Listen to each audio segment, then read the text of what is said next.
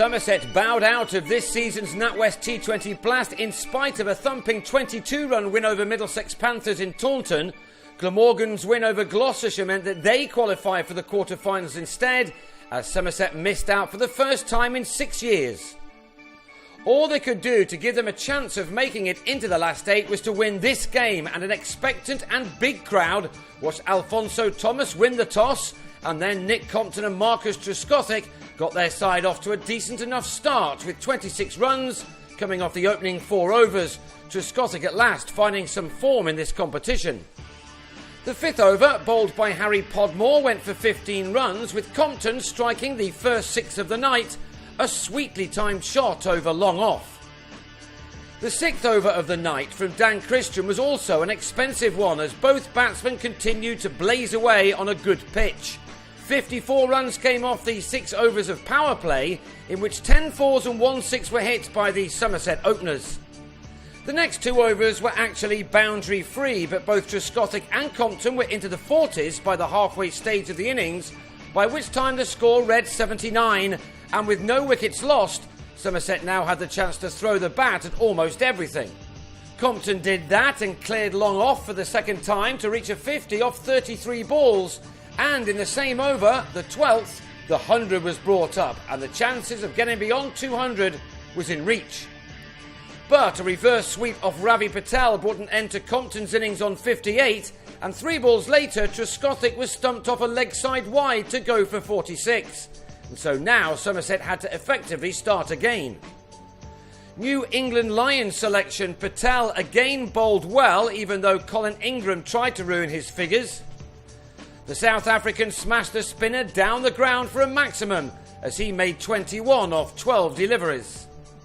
But Patel ended with figures of 3 for 36, when with his last ball he had Ingram caught in the deep by Joe Denley, with a total on 152 for 3 with 3 overs to go.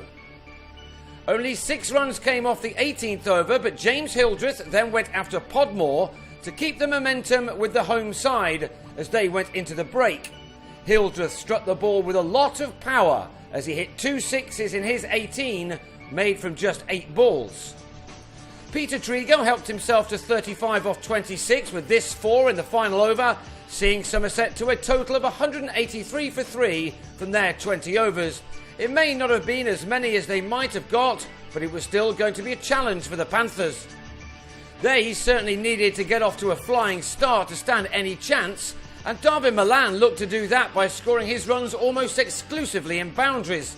He took 3 off successive deliveries in the opening over of the reply from Lewis Gregory, and also found the rope off both Tim Groenewald and Thomas as the classy left-hander raced to 25 off his first 10 balls. But with a total on 30, he lost Denley at the start of the 4th over, Gregory with a catch at long on to give Groenewald a wicket his side needed. This was a last chance of the summer in this format for Owen Morgan to show off his skills. His remarkable bat speed was in evidence.